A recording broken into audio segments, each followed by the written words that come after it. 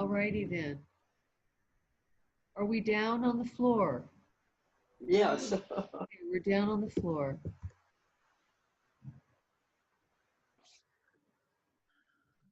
Well, that was an exciting thunderstorm. It was like bombs going off a moment ago.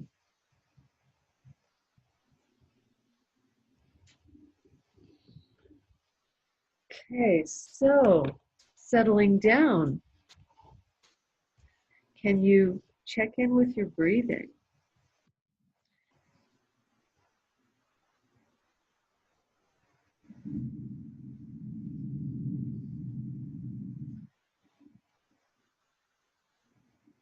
So today's lesson, we're going to revisit in a new way a lesson that some of you may be familiar with.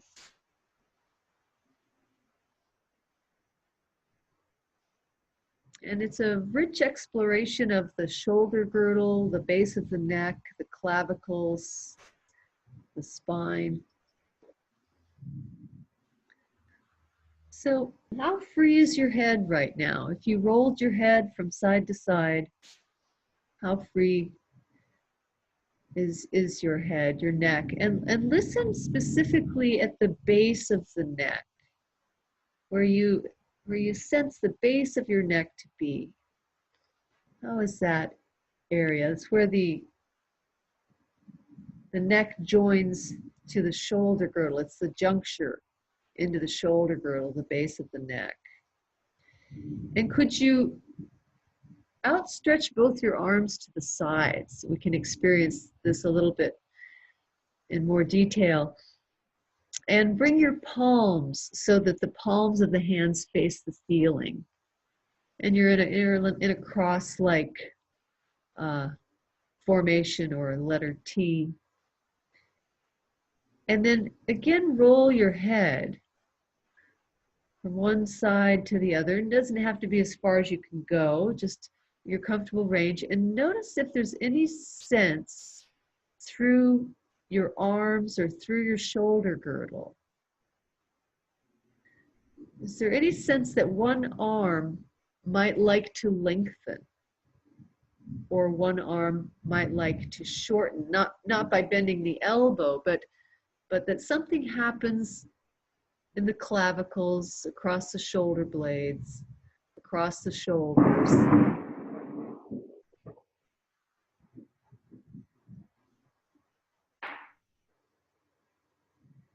And if you were to lengthen one arm as you rolled the head one way, and then lengthen the other arm as you rolled the head the other way, could you find a way that somehow the lengthening of your arm, one way and the other, supports the turning of the head and might even make it easier? Now think of it like an elastic band. Because in a sense we are, besides being bones and muscles and flesh and blood, we're a series of interconnected elastic bands. So could you find that inner elasticity in yourself? And is it the arm that lengthens away from you that rolls the head? Or what does the other arm do? If one arm lengthens, what does the other arm do? And could you think of this movement, and rest as you need to, listen to the shoulder blades and the contact of your back against the floor as you roll your head, as you lengthen one arm, as you lengthen the other arm. And could you think of the back of your shoulders and their contact with the floor that supports them?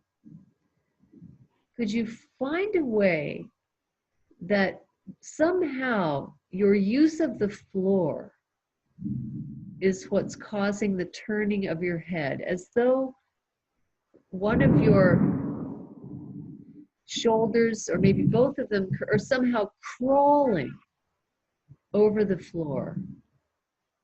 They're crawling over the floor like little, like a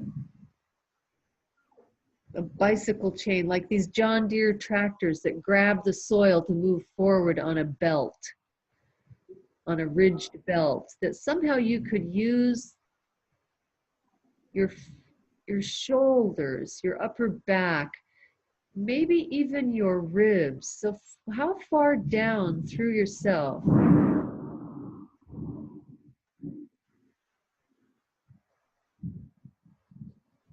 How far down through yourself do you feel yourself responding?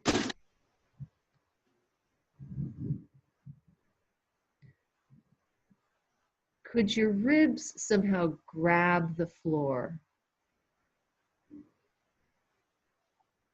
Is there any change in weight across the pelvis? So keep exploring. These are just inquiries. These are just queries to check in, find out how you might employ the floor.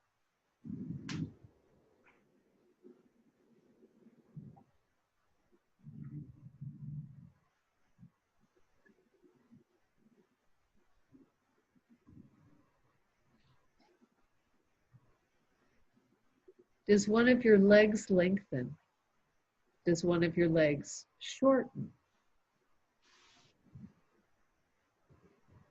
What if by lengthening one of your legs, that might help you find this elasticity, this inner viscosity in yourself that would help you roll or turn your head? One arm lengthening, one leg lengthening, using the floor.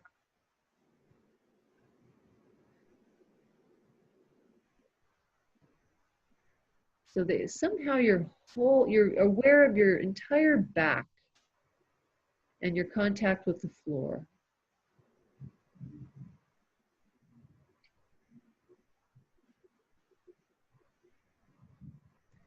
And let's give that a rest. Give that a rest.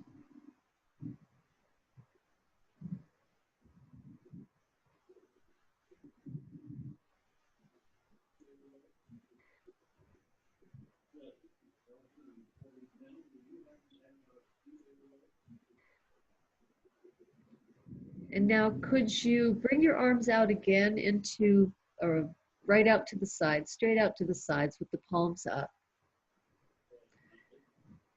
And could you make a soft fist with just your right hand? Just make a soft baby fist, like loose and easy. And could you begin to roll this fist in a downwards direction? So downwards, for our purposes, is towards the feet. Upwards will be towards the top of the head. Forwards is towards the ceiling, and backwards is towards the floor. So there's our orientation. And can you begin to roll over the knuckles of your right hand so you feel the forearm turning, and then you roll it back to where it started. And that's the movement we're studying for now. The rolling of the forearm, the turning of the fist.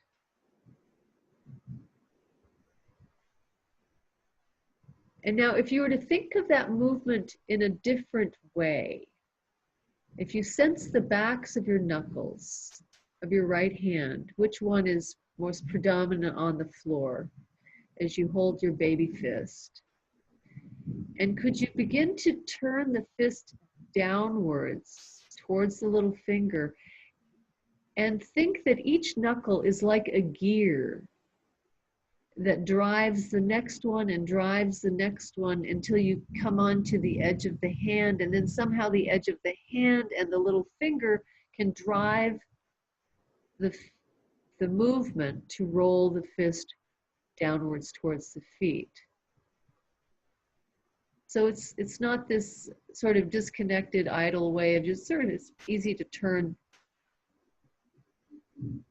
for most people, unless you've had an injury to your elbow. For most people, it's relatively easy to rotate the bones of the forearm.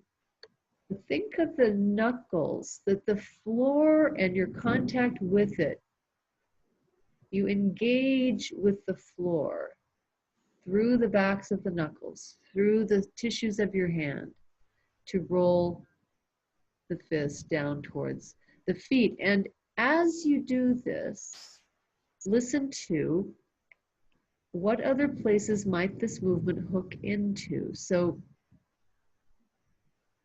do you feel it in your upper arm?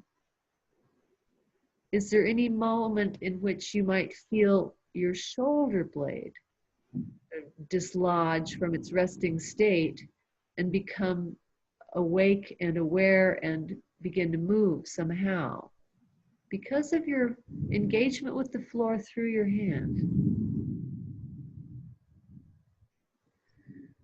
It's very, very detailed listening here.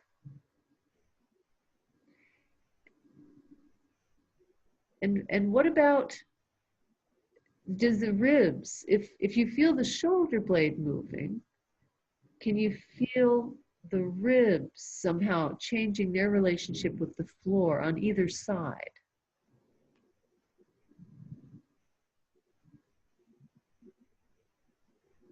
How far through yourself does this engagement, this gears of rolling your fist downwards, does it engage in any way with your lower back, with your lower ribs? Does it engage in any way with your pelvis or with your heel? It's just something to listen for.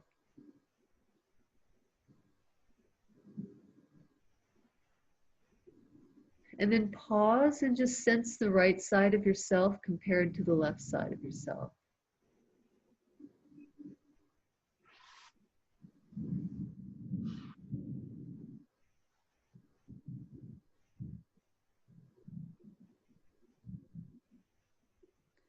And then make a fist with your left hand. And in the same investigative quality, thinking of each knuckle driving the next with the contact, the engagement with the floor, and your hand and the edge of your finger driving until you're turning over onto the finger side, with the palm coming down, and each finger drives the next. And of course the thumb might be a big driver there because it has such a purchase, an opportunity to purchase the floor.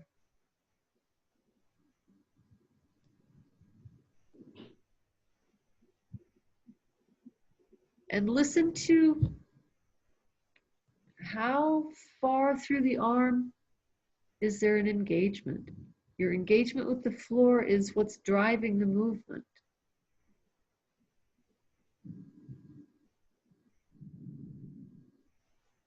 Is there a hooking into the rib cage, into the shoulder blade?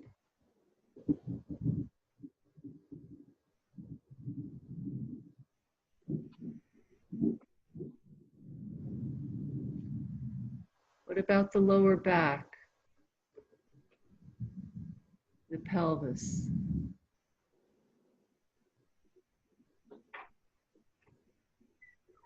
Your left heel.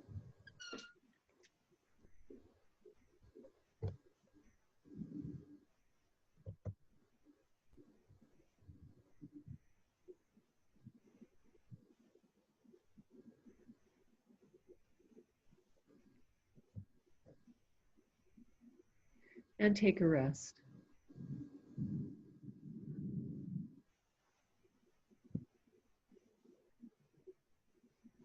And sense your contact with the floor.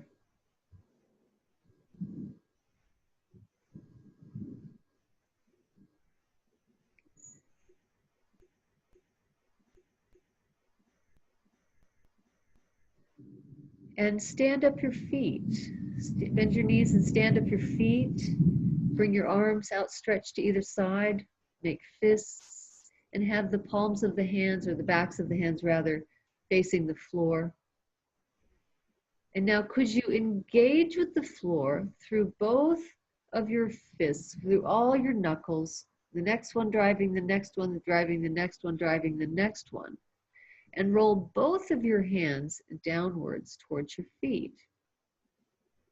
Roll them both downwards towards your feet and feel how, when does it engage your elbow, which might engage your shoulder blade, which might engage your rib cage. So that if the arms are outstretched and you have a clear contact with the floor and you're using it to sort of drive the fists into a rolling downwards action, you might even begin to feel something happening in the chest.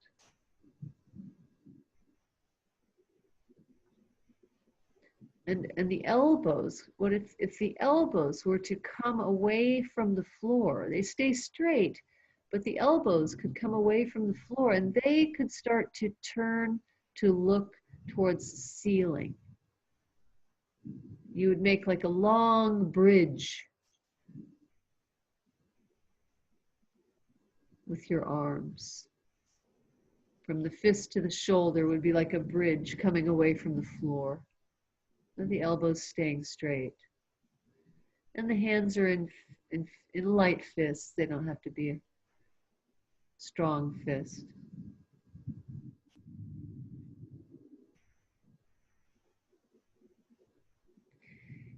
And as you go, keep turning the fists down, what stops you from turning them even more so that the backs of the hands, if you continued rolling the fists, the backs of the hands could roll downwards further still.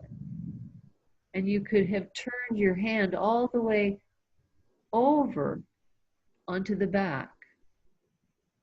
So you go from the back, you roll downwards, and you keep going, and the elbows can come away from the floor. And the shoulders rolling forwards, and the collarbones, the clavicles, engaging the chest. And what happens with your head? So we have a lot of options here with the head. What if the next time you rolled your fists downwards and continued rolling in such a way that the shoulders come away from the floor, that you could take your eyes upwards and your chin could come away from the floor, away from the chest? And does that make your arms even lighter? Does that make your arms even lighter? So listen to this connection, this pattern. As the arms rolling downwards, the entire arm is spiraling along with the shoulders, along with the collarbones, and it can drag your head, can drag the back of your head to come closer and the chin away from the chest. And how could you, the next time you play with this movement, how could you use your back against the floor to grab the floor, your knuckles against the floor, to drive the turning of the hand? How could you use the floor to create this bridge behind the neck? And think of the base of the neck. What's happening there? The juncture. Is it a light? Are the feet pressing? Can the feet be very light? Can the feet be very light with this?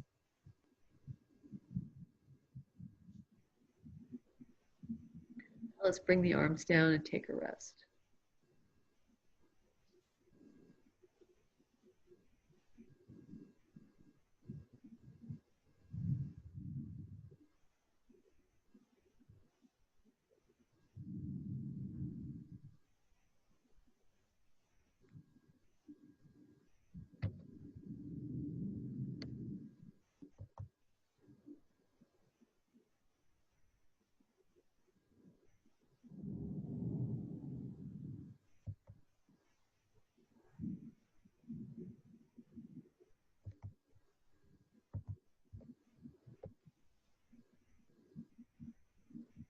roll your head and see if anything has changed there.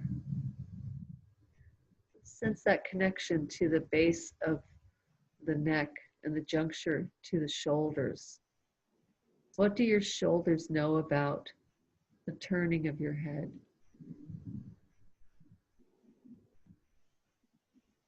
What does your chest know about the turning of your head?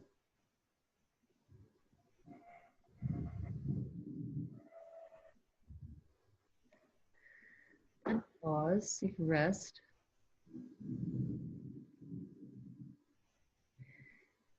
And can you stand your feet again? Stand your feet and bring your arms out, outstretched. And make your fists. And now with the same quality of using the floor, this intelligent use of the floor, can you begin to roll your hands the other way? So upwards towards the thumbs. Using the floor, each knuckle can drive the next, can drive the next, can drive the next. And the elbows, they stay straight if that's possible for you. And so if the elbows come away from the floor, you can't use the elbows to engage with the floor, but could you somehow use your back to engage with the floor to help your fists roll upwards? And what's happening with your neck when you go this direction? What's happening with your neck? Which direction do you feel the head wanting to respond? Looking up, or with the neck getting shorter, making a bridge? Or does the neck want to lengthen?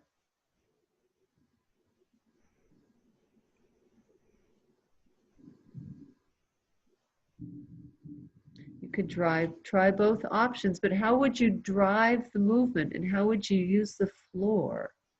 How could you engage your back with the floor, the tissues of your back with the floor, your pelvis, to assist in the arms rolling upwards, the thumbs turning towards the floor? What happens with the chest? And again, the feet are very light. We've been used to pushing with the feet, pushing with the feet, pushing with the feet, but we're looking for something different now, something that comes from deeper within, how you engage in your core.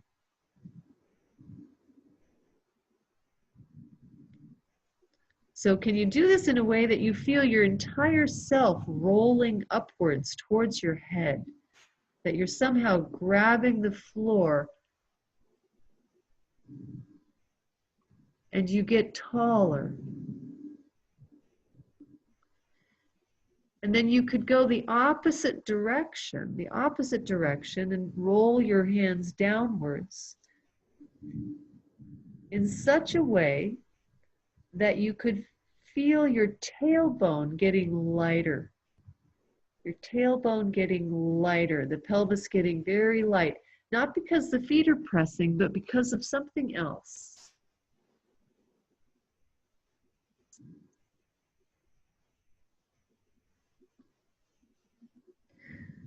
And you can, as some of you already are, you can combine these two directions of rolling the length of the arms upwards and rolling yourself upwards using the floor, and then rolling the palms downwards and finding a way to make the pelvis very light.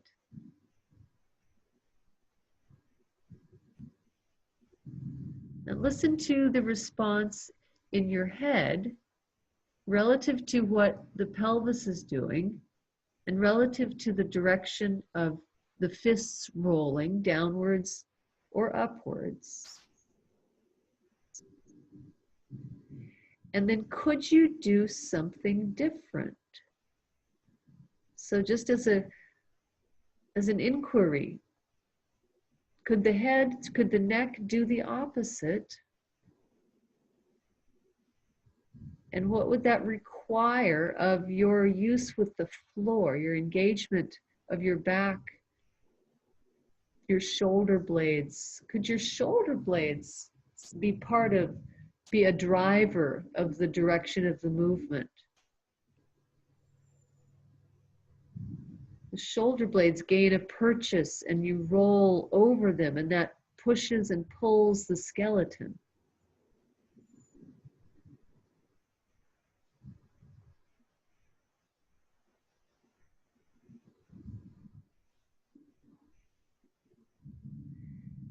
And whatever pattern your pelvis is making now, could you do something different?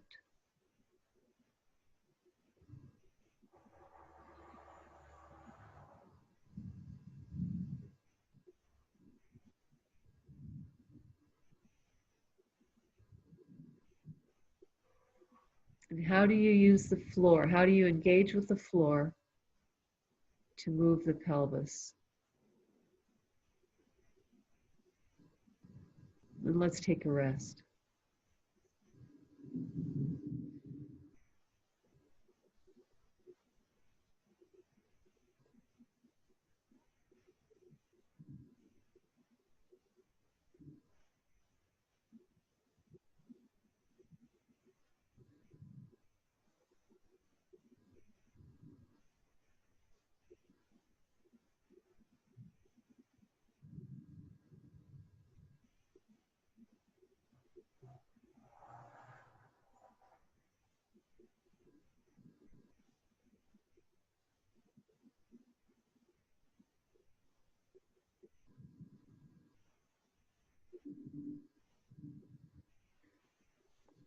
Stand your feet and interlace your fingers and bring your hands behind your head.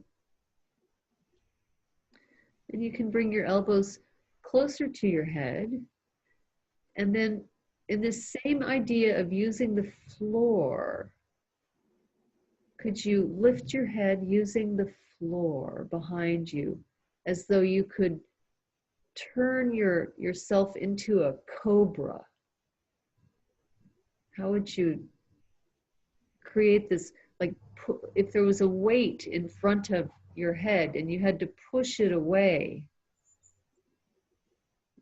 So it's not dragging yourself with your arms.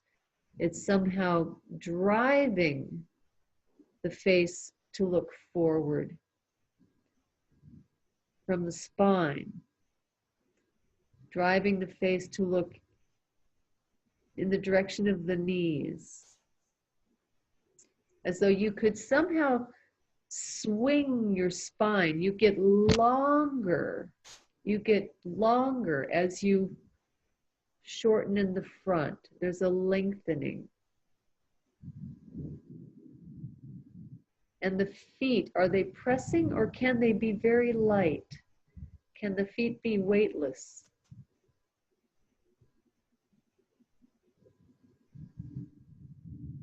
As you grab the floor with your back, and you can listen to how the right and the left sides might feel quite different in how you're lifting or driving. I think lifting's the wrong word. So driving the head forward, engaging with the floor behind.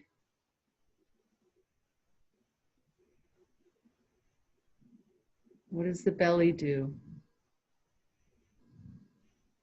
Your interior on the right and your interior on the left sides of your spine.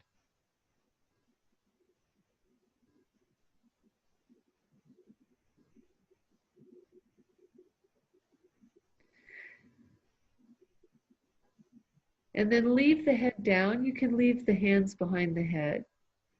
Rest the elbows. And in the same engagement, can you bring the pelvis away from the floor? Somehow grab the floor with your back and bring the pelvis away from the floor a few times.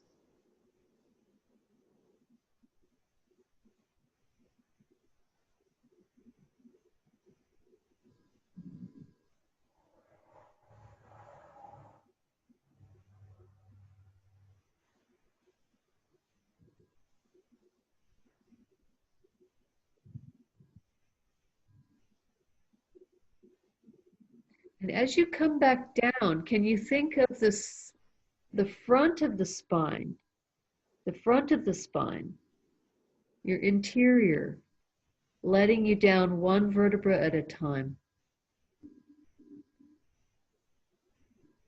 And the sacrum is the very last thing to touch down. Think of lifting your spine up like links of a chain, one after the other, one link after the other, and then setting each link down.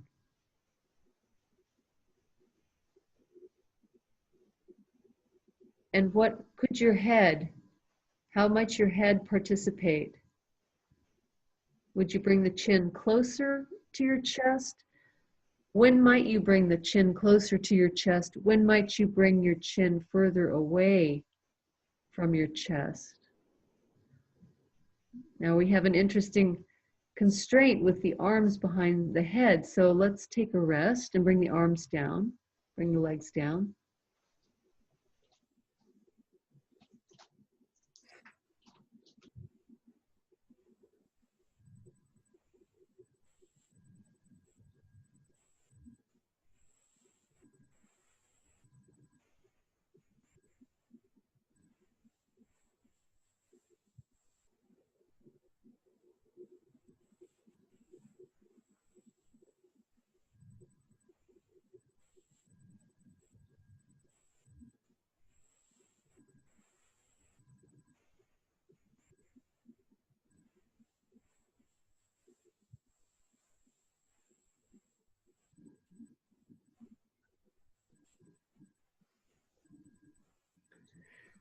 Stand up your feet again.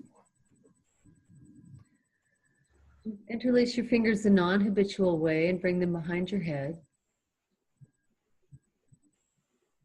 And you can bring your elbows closer to your face if you wish. And can you bring your head away from the floor as though you're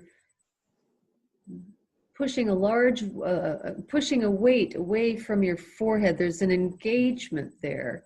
And then the distance of your forehead to your pubic bone.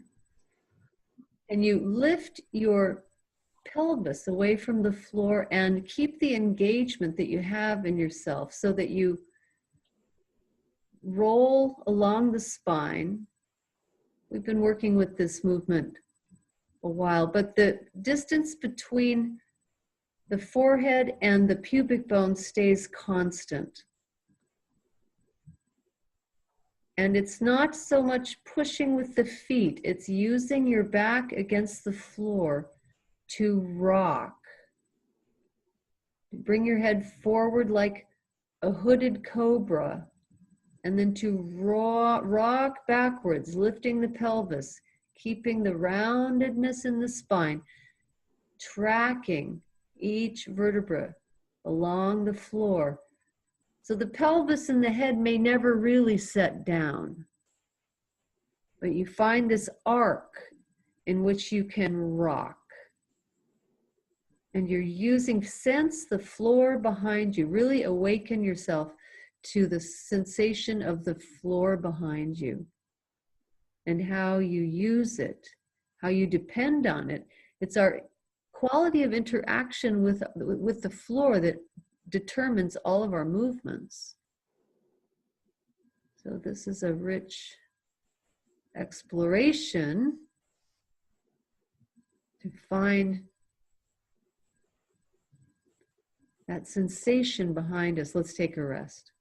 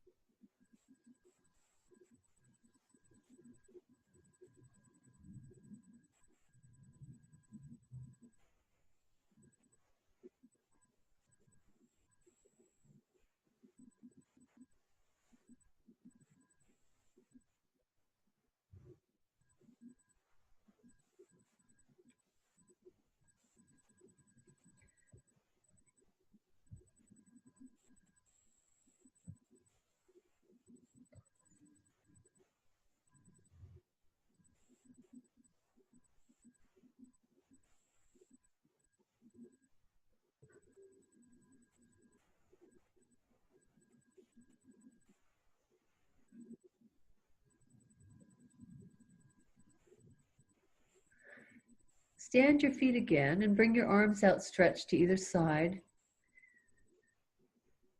with the palms up, and make your fists.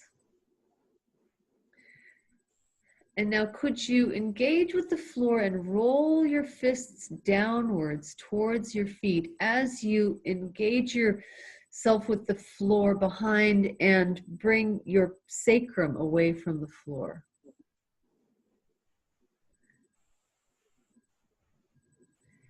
And then could you do the opposite as you roll upwards with the hands towards the head? Could you lift the head forwards to look with the face in between the knees? So rolling the fist downwards is curling the pelvis under, and rolling the fists upwards is bringing the hood of the cobra, spreading the hood of the cobra.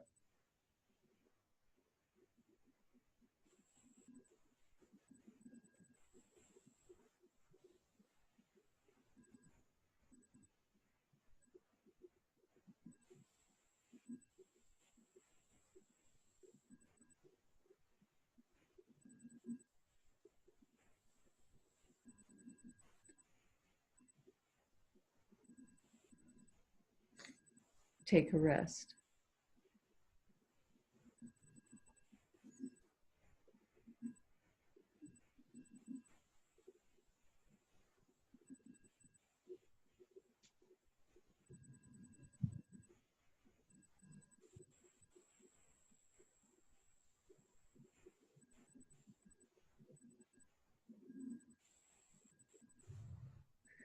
Check in with your head,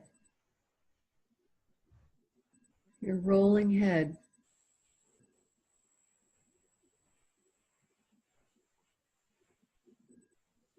How is that now at the base of the neck?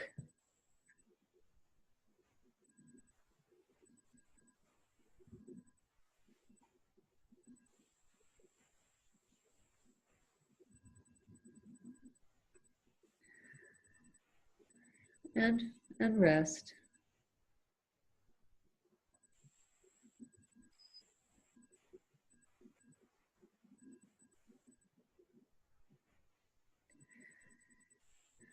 Now for a little differentiation. Stand up both your feet and bring your palms, your hands outstretched to either side, and make fists.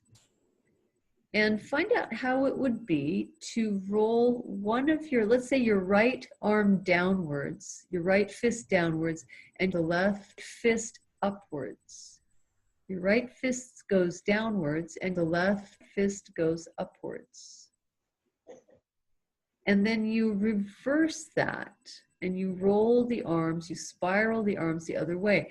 So do both elbows come away from the floor at a certain point, or does only one?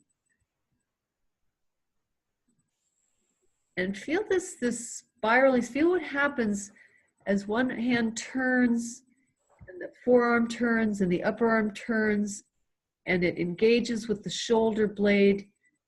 It's quite different from one side to the other. With the basket of your attention, can you hold the two shoulder blades and what they're doing relative to each other, relative to the floor? And listen to, if the shoulder blades are moving, how is that affecting your the ribs on that side? How does that invite the ribs to move? Is your head wanting to roll one direction or the other? And if so, are you turning the face towards the fist that's rolling upwards, or are you turning the face in the direction of the fist that's rolling downwards? Is there any response in the pelvis or the lower ribs? What about listening to the lower back? the knees in space. Do they stay even, or does one knee go forward or want to lean inwards, or what happens with the legs? As you take this, you're sort of wringing out a towel, a long beach towel across the shoulder girdle and the clavicles, the end of the towel being your hands, your fists. What do you do with your chest? Where is the wringing? Where does it start in yourself?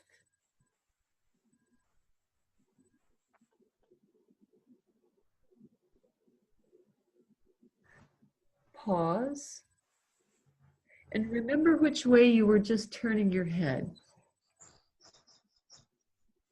in relationship to your hands, the movement of your hands. And then once your senses are refreshed, when you're ready, because you again begin this alternating, rolling one arm upwards, one palm upwards, the other downwards, and turn the face the opposite direction. So if you were looking in the direction of fist rolling upwards before, could you look the opposite direction? And if one arm were to reach and increase its length, which arm would it be? And what would you do with the other arm, with the other shoulder, with your ribs, with your pelvis or your feet, with your heels?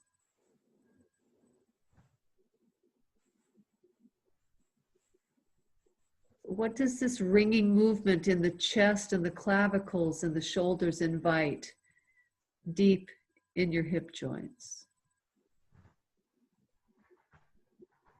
How does the pressure change through the soles of the feet? And then could you employ somehow your entire back, your engagement with the floor, to wring out the clavicles and the arms? It's like you're wringing out your core, and it spreads outwards to the two arms, and it spreads downwards into the hip joints. And it's also very light. You could fly away from the floor, even though you're resting upon it. That's the quality of your resting, is you're ready to move in any direction with very little reorganization.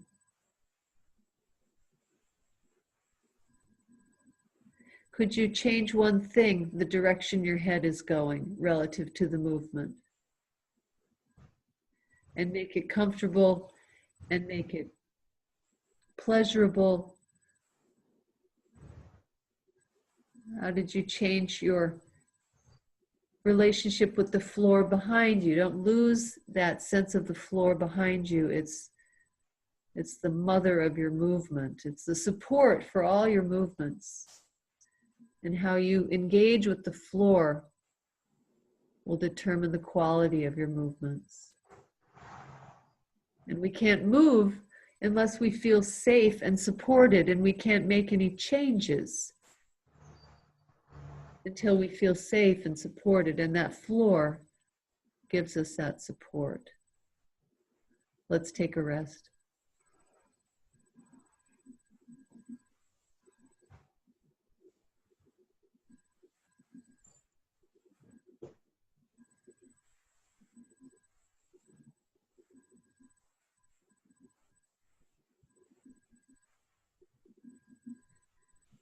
And sense the clavicles and across the width of your shoulders in the back,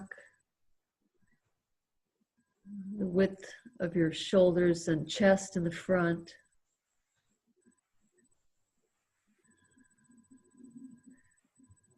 The distance of your ears from your shoulders, from your clavicles, and the base of the neck.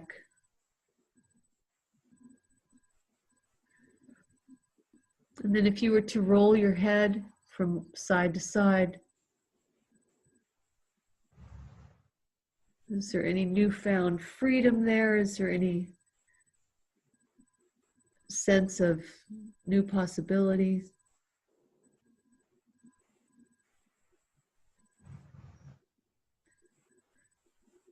And again, if you were to outstretch your arms to either side with the palms up,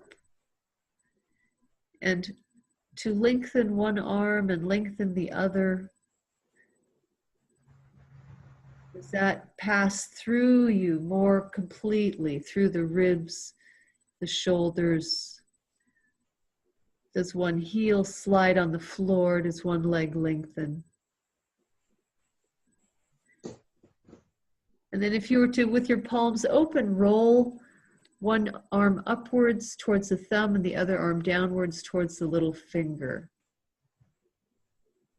And reverse that, just sort of, yeah, through a nice long palm, extended fingers.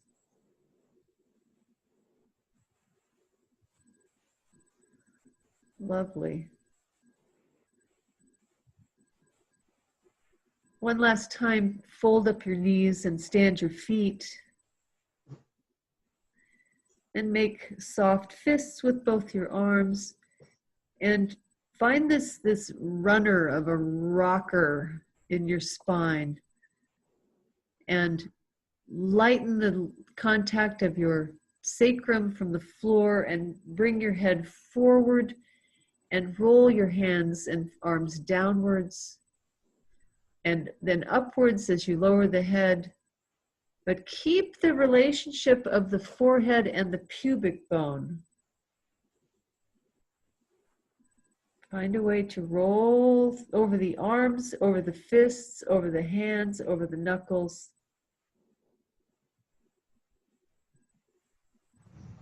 No, it's not about lifting the head. If you can't lift the head, you can't lift the head. I couldn't this morning when I started. I was like, how the hell am I going to lift my head? Try rolling the arms opposite and rocking along your rocker. These are just differentiation. It's just an inquiry.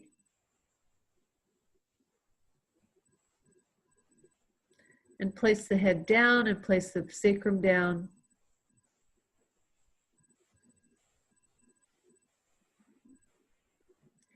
And then again, engage with your arms in a way that you're wringing out the towel. You're wringing out the towel.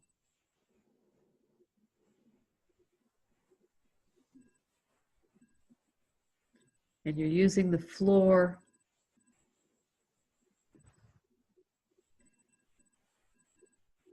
Using the knuckles to drive each hand one way and the other. Using the shoulder blade to grab the floor on one side, the ribs to grab the floor, the sacrum can grab the floor, and the head just goes along for a nice ride. And then again, change the direction of the head.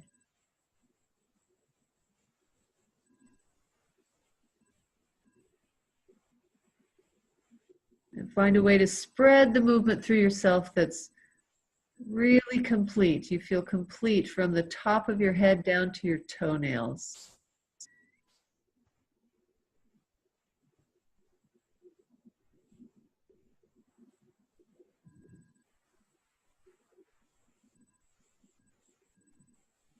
And take a rest.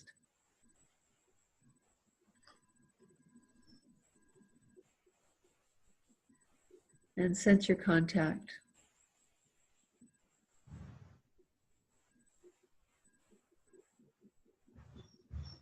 And sense your quality of resting.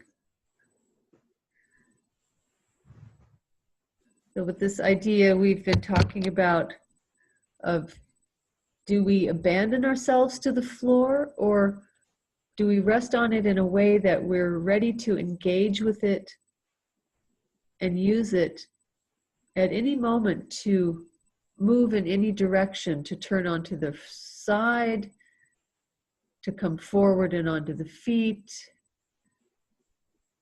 to flip over onto the belly.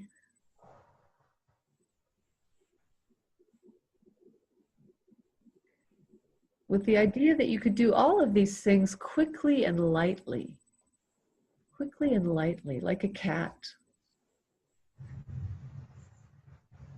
Cats can remind us how to do that.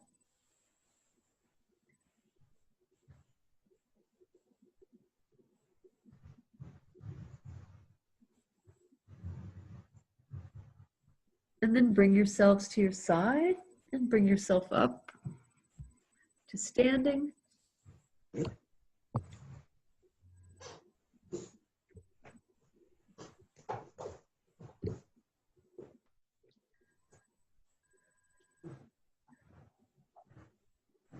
And sense how the floor is supporting you.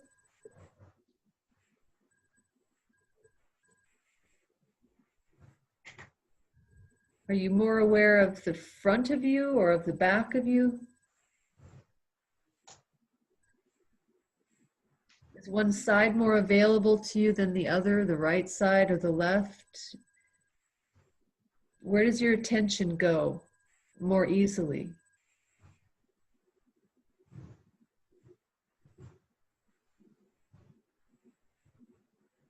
If you were to move to the right or to the left, which direction is more available?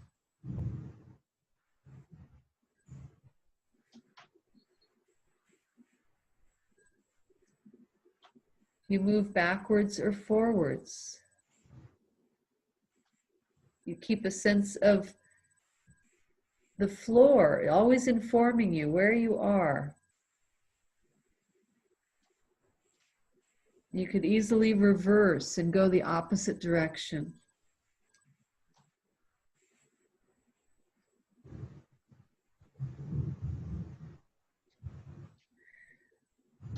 As the day goes on, you can continue to sense yourself and check in with yourself. How your neck feels when you turn, how your arms and shoulders feel when you move. And the floor is open if anyone wants to share.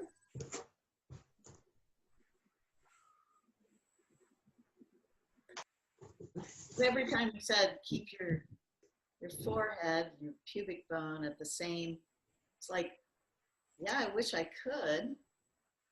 Except every time I go backwards, there's like a big flat spot. Mm-hmm. Mm-hmm. Yeah, yeah. So then that will change. That will continue to change. Be good.